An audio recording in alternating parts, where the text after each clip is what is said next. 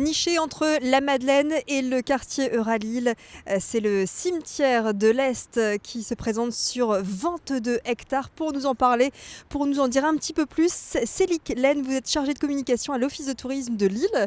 Vous proposez des visites de ce cimetière, on va en parler d'ici quelques minutes, mais avant cela, 22 hectares, des tombes qui appartiennent à des personnalités connues de la métropole lilloise, 36 000 tombes au total. C'est un mini Père-Lachaise ici, est-ce qu'on peut dire ça? Tout à fait. Le cimetière de l'Est, souvent on dit qu'en termes de patrimoine funéraire, on est ici dans le deuxième cimetière de France, après donc celui du Père-Lachaise. Alors, ce cimetière date de la fin du XVIIIe siècle. Il faut savoir que jusque la fin, donc jusque les années 1780, on inhumait les gens dans les villes, donc au cœur des villes, autour des églises en général. Le problème, c'est que en termes d'hygiène, c'était assez compliqué. Donc, la ville va décider de créer des cimetières hors les murs, puisque ici, comme vous l'avez dit, on est entre la porte Saint-Maurice, qui est la porte de Roubaix actuellement, et le faubourg de Saint-Maurice vers le faubourg de Roubaix. Donc on est ici hors des fortifications de la ville et la famille Coustenoble va donner ces terres qui vont donc être transformées dans ce cimetière que l'on connaît aujourd'hui et qui fait effectivement 22 hectares, qui a été agrandi par 8 fois. Et cette famille qui a cédé le terrain effectivement en 1779, elle avait un but, c'est de le garder, ce terrain paysager, c'est ça? D'où ce cimetière où il y a pas mal de variétés d'arbres, d'arbustes, de plantes.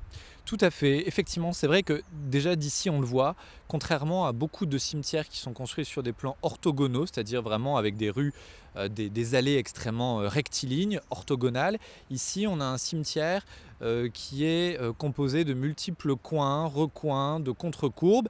Et en fin de compte, ça le rend tout à fait, je dirais, agréable aussi pour la promenade, puisque à part son caractère patrimonial et funéraire, c'est également un très bel endroit dans lequel on peut se promener.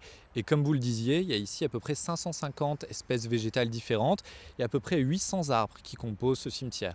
Donc avec une journée comme aujourd'hui, une belle journée d'automne, on voit tout à fait le cadre formidable de ce cimetière. Juste derrière vous, Célique, la tombe de Pierre Mauroy qui nous a quittés en 2013, ancien maire de Lille, ancien Premier ministre de François Mitterrand. Quelles sont les autres personnalités politiques et autres qui sont installées ici au cimetière de l'Est à Lille? Alors peut-être un petit mot effectivement sur Pierre Mauroy, parce que Pierre Mauroy qui est inhumé ici à l'entrée du cimetière de l'Est, à cette nouvelle entrée qui a été remaniée en 2009, ça symbolise bien aussi, je dirais, le caractère intrinsèque du cimetière qui est entre tradition, patrimoine et modernité, puisque donc juste devant nous, nous avons le quartier Euralille.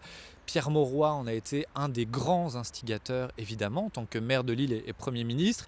Et donc, la situation géographique de sa tombe ici est tout à fait emblématique également.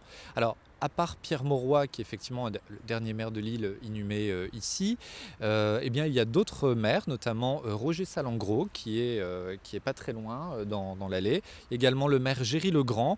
Et puis, il n'y a pas que des hommes politiques, il y a beaucoup notamment d'artistes qui sont inhumés ici, parce que au XIXe siècle, les spectacles patoisans, les sociétés savantes, lyriques, avaient beaucoup d'importance.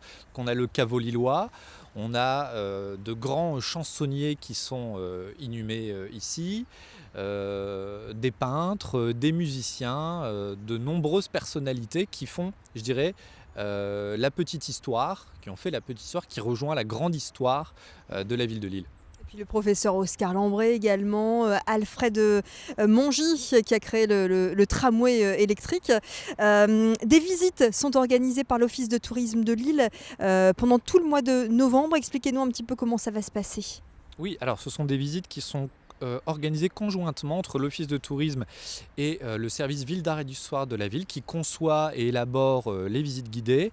Et donc effectivement, ce sont des visites un midi, un site, c'est-à-dire la formule entre midi et deux, une découverte, un focus sur des lieux emblématiques de la ville, notamment ici le cimetière de l'Est.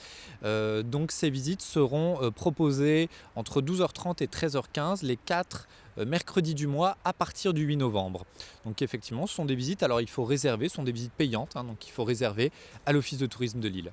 Donc on trouve toutes les infos sur le site, j'imagine, de l'Office de tourisme de Lille pour ces visites. Oui, tout à fait, également sur celui dans l'agenda de la ville de Lille. Très bien, merci beaucoup Célic Laine de nous avoir éclairé sur ces visites du cimetière de l'Est à Lille qui vous attendent donc pendant tout le courant du mois de novembre.